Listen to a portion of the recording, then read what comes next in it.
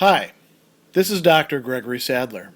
I'm a professor of philosophy and the president and founder of an educational consulting company called Reason.io, where we put philosophy into practice. I've studied and taught philosophy for over 20 years, and I find that many people run into difficulties reading classic philosophical texts. Sometimes it's the way things are said or how the text is structured. But the concepts themselves are not always that complicated, and that's where I come in. To help students and lifelong learners, I've been producing longer lecture videos and posting them to YouTube. Many viewers say they find them useful. What you're currently watching is part of a new series of shorter videos, each of them focused on one core concept from an important philosophical text.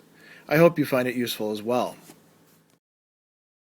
In his work, How to Tell a Flatterer from a Friend, one area that Plutarch thinks that we can look at and draw some differences between the two approaches: genuine friendship, flattery, which is only an imitation of friendship, real friends, flatterers who fake being friends with us and sometimes take us in, is what we can call this whole dimension of services, assistance, courtesies is a translation, ministering, greeting people, doing all the things that, contribute to the interchange, you might say, involved in friendship. And there's a couple different Greek terms that keep coming up throughout the text.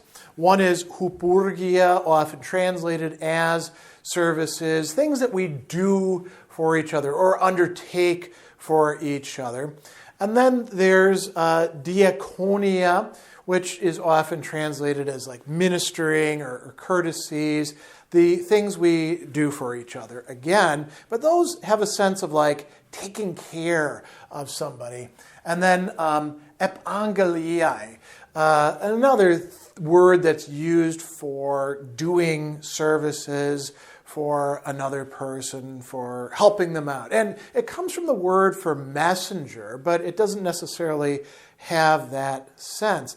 And so there's a vocabulary here about, engaging in offices is another way of translating it. The kinds of things that when you like somebody or you want them to think that you like them, you do for people. So Cicero is going to tell us right at the start, we really need to be on guard. Why? Because it's easy to confuse friendship and flattery. Early on in the work, he says, in services and courtesies, we may often observe friendship is outstripped by flattery, right? So the flatterer could perhaps deceive us in that way. And then when he comes back to this issue of services, he says, the flatterer brings great confusion and uncertainty in regard to the difference between himself and his friend. Why? Because the flatterer seems to be Mr. Johnny on the spot, to use a bit of slang. He's the person who's always ready to help you out. And, he sees you in the street. Plutarch has a really interesting vignette here. He says, take the case of one person meeting another. A friend, sometimes without the exchange of a word, merely by a glance and a smile, gives and receives through the medium of the eyes an intimation of the goodwill and intimacy in their heart, and then they pass on. But what does the flatterer do?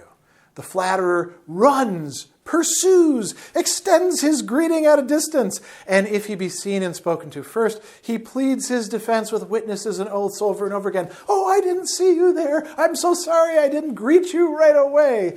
The flatterer is a bit too much, as we say. Now, a lot of people get taken in because they like that sort of attention from other people, and, that makes them vulnerable to the flattery. And he says, it's the same with actions that we do with each other. Friends actually omit trifling formalities. They're not very exacting. They don't put themselves forward for every type of doing something for somebody else. The flatterer is in these matters persistent, assiduous, and untiring, giving to no one else place or space for a good deed, but eager for orders, right? So Plutarch is going to tell us when we see that sort of thing, we should actually be on guard against it. He says, to people of sense, these are manifestations not of a pure, true, alethines friendship, but rather of a friendship that is more ready than it should be, right? Too willing to, too desirous of what? Soliciting and embracing, to hug, to twine yourself around somebody else, periplekomenes, right? To braid around them, right? So we should be on our guard against them. And this is one of the ways we can tell flatterers apart from friends, is the flatterers are way more eager and effusive than friends are going to be. But he says we need to think about the difference shown by these two people in how they actually offer their services. So what is a friend going to do? A friend is going to be somebody who will try to help you. They'll give assistance, but they offer their help in ways that are reasonable and right. So Plutarch will say here, it's been well said by writers before our time that a friend's offer takes this form. If I have the power, and if it can be accomplished.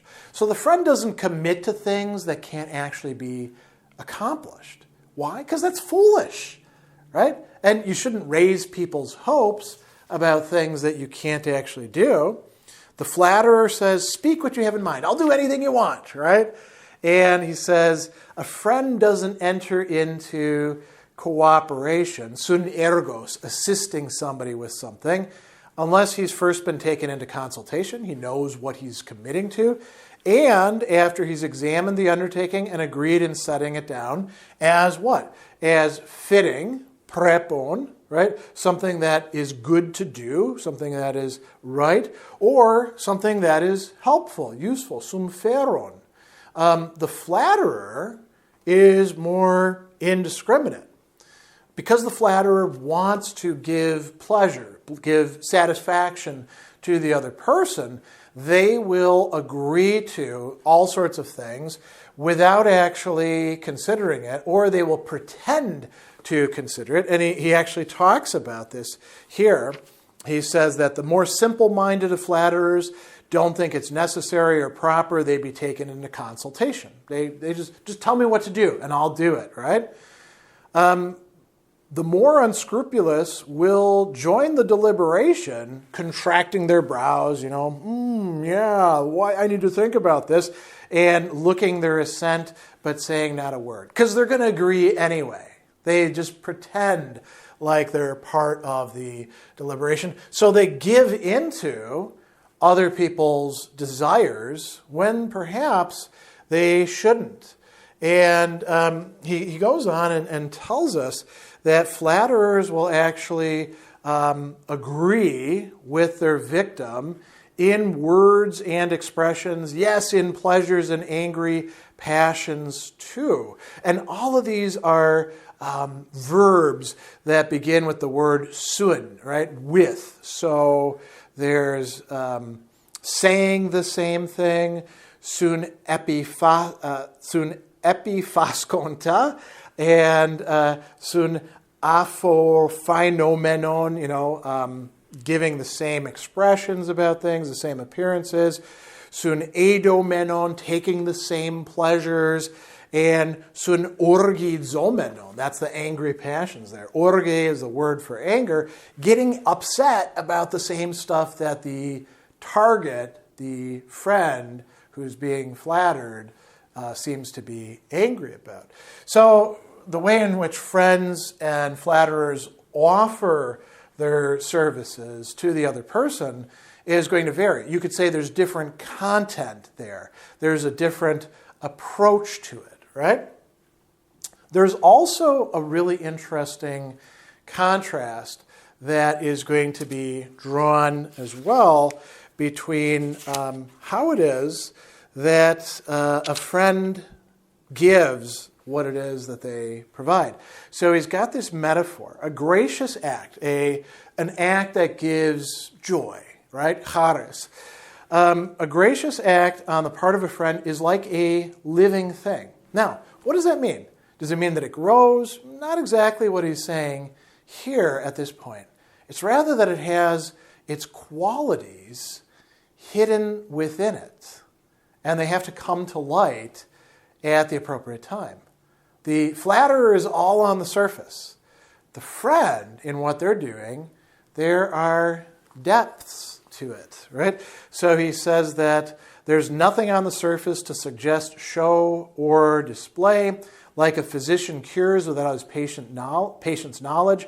Oftentimes a friend does a good turn by interceding or settling, while the object of his care knows nothing about it. A friend takes care of you without having to make any sort of announcement. And he gives you a few examples about people who, help their friends out and take care of them. And later on, it's found out, but at first they don't know about it, right? So that's kind of interesting. And then how can we contrast that to the flatterer? So he says that the flatterers are going to show no sign of things that the friend is going to show. And what are these? Justice. Or it can also be translated as honesty here. They don't show dikaion, the just in their actions. They don't show the true or truth or, again, honesty, alethenon, right? They don't show simplicity or sincerity or straightforwardness, haplun. They're not complicated, the friend. And the flatterer doesn't show freedom or generosity. Here we go. The term is eleutherion, right? The term for being a free person, but also in the sense of like freely giving of your resources to another. The flatterer lacks that. Instead, they're all on the surface. And they're going to make sure that you know that they're doing a good deed for you, right? He says that they're sweating and clamoring and running to and fro, giving a strained look that gives the appearance and suggestion of onerous and urgent business. And he's got this beautiful metaphor here. It is like an extravagantly wrought picture by means of gaudy pigments, irregular folds in the garments, wrinkles and sharp angles, tries to produce an impression of vividness, right? Why does it have to produce an impression of vividness? Because it doesn't really have what a living thing has, the goodness inside of it. It has to be all a matter of appearances and surfaces. And, we can also say that the flatterer is going to be kind of offensive, he points out, in how they're carrying things out. And then this leads us to the last distinction or difference here. So a friend is going to help out in good ways. They're not going to help you do bad things. Like he says, they will try to turn their friend away from what is against their duties, what is unbecoming to them. You should assist your friend, he says, in doing, not in misdoing. Right? So doing the right thing, not doing the wrong thing. In advising, not ill-advising. Don't give your friends stupid advice that gets them in trouble. In supporting conclusions, not their delusions. Don't indulge your friends in foolishness. In sharing mishaps, things that go wrong, you can share with them, but not misdeeds. What about the flatterer? The flatterer is the opposite. As Plutarch is going on to say, any sort of dirty dealing that you want them to get involved with, the flatterer will jump in. They can be used for any sort of shameful, anything that should produce shame, any sort of mean or low or sordid thing, anything that's disreputable, that is going to bring dishonor. What sort of examples does he give? Well, he says that the flatterer is sort of like an ape in this respect. He says he's a faithful helper in a love affair. He knows exactly the price to be paid for a prostitute. He's not careless in checking up the charge for a wine supper, nor slow in making arrangements for dinners. He tries to be in the good graces of mistresses, but if bidden to be impudent towards a wife's relatives or help in bustling a wife out of doors, he's relentless and unabashed. He's a bad guy. He's willing to do anything that the target, who isn't necessarily a good person themselves, wants a little bit of assistance with, and he's not going to say, hey man, you're really screwing up there. A friend will. So these are some pretty important differences in this whole realm of what we do for each other, and more importantly, how we do it, what sort of things we're willing to go along with and what sort of things we're not, and how we express it or call attention to it from the target, the recipient of our affection or care, as well as from other people who might be witnessing it.